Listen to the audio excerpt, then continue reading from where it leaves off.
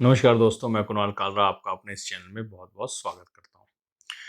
आज इस वीडियो में हम बात करेंगे शुक्र जो मकर राशि के अंदर प्रवेश कर रहा है 8 दिसंबर को, 8 दिसंबर 2021 को और 30 दिसंबर तक रहेगा।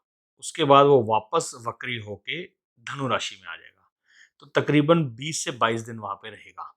अब ये 22 दिनों में क्या इफ़ेक्ट आएगा कन्या राशि वालों के लोगों में, कन्या लगन वाले लोगों में, उस बारे में इस वीडियो के अंदर हम बात करेंगे कि होगा क्या? क्योंकि ये तो सिर्फ़ 20-22 दिन के लिए गया और 20-22 दिन के लिए गया, तो कन्या लगन में क्या इफ़ेक्ट डालेगा कन्या लगन के लोगों को? गया थोड़े पीरियड के लिए है, मगर इस पे इफ़ेक्ट इसलिए आएगा क्योंकि जैसे ही ये 10वीं राशि के अंदर प्रवेश करेगा, ये राहु की 9वीं दृष्टि के अंदर आ गया।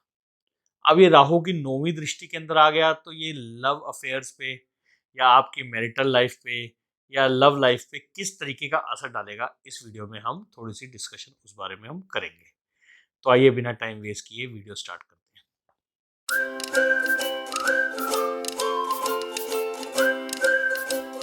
अब आप ये कन्या लगन की कुंडली देख रहे हैं, ये कन्या लगन की कुंडली है। तो ये है हमारा करंट गोचर कि इस टाइम पे करंट प्लैनेट्स कहाँ कहाँ बैठे हैं। इस टाइम पे राहु की दृष्टि है शनि के ऊपर, 9वीं दृष्टि 1 2 3 4 5 6 7 8 और 9। शुक्र अभी है धनु राशि के अंदर आपके चौथे भाव में। इसका ये मतलब है कार्स वगैरह परचेज बढ़ेगी, मतलब जो गाड़ियां वगैरह परचेज हो रही होंगी इस टाइम पे वो थोड़ी सी बढ़ रही होंगी। अच्छा, एक चीज आपको समझने की जरूरत क्या है कि ये होता बिल्कुल ऐसे है कि जैसे आपके पास अगर योग है, मान लीजिए आपके गाड़ी खरीदने का योग है आपकी हॉरोस्कोप में, लेंगे कब ये गोचर डिसाइड करेगा। ये वो वाला हाल है कि शादी हमारी होने वाली है तो ये मुहूर्त है कि किस दिन होगी। अगर शादी नहीं होनी लिखी तो फिर अच्छा मुहूर्त भी कुछ नहीं कर सकता। तो उस हिसाब से ये वो मुहूर्त है। तो इस तरह से आ, ये जो फोर्थ हाउस के अंदर है, अब ये फोर्थ हाउस के अंदर है तो इसका ये मतलब हो गया कि ये कहीं ना कहीं हमारे को व्हीकल परचेज वगैरह करवाया होगा इस पिछले 1-2 महीने के अंदर। अब ये जो वीनस है, शुक्र है, ये शुक्र आ रहा है 10वीं राशि के अंदर। अब जैसे ये 10वीं राशि के अंदर आएगा, अब होगा क्या, शनि के साथ इसका संबंध बन गया। अब शनि के साथ संबंध होने के कारण क्या होगा, इसके जो फल होंगे वो होंगे 5वें हाउस के और दूसरे हाउस के और साथ में 9वें हाउस के। तो एजुकेशन के लिए बहुत अच्छा है। एजुकेशन के लिए इसलिए अच्छा है कि आदमी वीनस से रिलेटेड एजुकेशन के अंदर ग्रो करेगा, उस तरफ जाएगा, उसका अट्रैक्शन बढ़ेगा। जैसे उसके एजुकेशन के प्लैनेट्स चल रहे होंगे तो वो ऑटोमेटिकली वीनस की तरफ जाएगा। वीनस की तरफ मतलब फैशन डिजाइनिंग, होटल मैनेजमेंट भी जा सकता है, ऑनलाइन काम कर सकता है। ऑनलाइन वो काम क्यों कर सकता है, ऑनलाइन उसकी एक्टिविटीज बढ़ेंगी। वो बढ़ेंगी क्यों, क्योंकि आप ध्यान से देखिए, मंगल का इसके ऊपर चौथी दृष्टि पड़ रही है। अब जब मंगल और वीनस की परस्पर दृष्टि पड़ेगी, परस्पर नहीं, मंगल की वीनस पे दृष्टि पड़ेगी, तो वो जो उसने सोचा होगा कि मैंने पढ़ाई करनी है, स्टेप नहीं ले पा रहा होगा, वो स्टेप लेने की कोशिश करेगा, वो स्टेप लेगा, वो स्टेप मतलब उसकी तरफ आगे बढ़ेगा। जैसे होता है ना, कई बार हमारे मन के अंदर होता है कि हमने ये करना है, हमने वो करना है, मगर हम कर नहीं पा रहे होते, एक जोश नहीं आ रहा होता, स्टेप लेने की हिम्मत नहीं होती।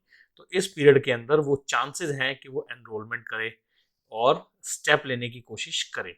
मगर ये पीरियड जैसे चेंज हो जाएगा तो फिर ऑटोमेटिकली, जिसे हम कहते हैं ना, दशा चेंज होगी, मूड थोड़े से स्विंग हो गए।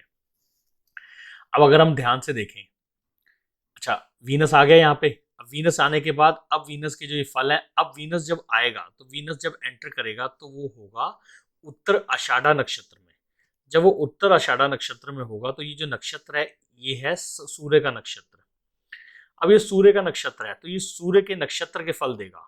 सूर्य के नक्षत्र के फल कैसे देगा, सूर्य आप देखिए कौन सी राशि में है, सूर्य बैठा है तीसरी राशि में, और जो है लॉर्ड है वो 12वीं राशि का। तो तीसरे और 12वें का कनेक्शन, अब तीसरे और 12वें के फल देगा। और साथ के अंदर क्या होगा, वीनस जो है वो फल दे रहा है हमारे 5वें के, 9वें के और दूसरे के।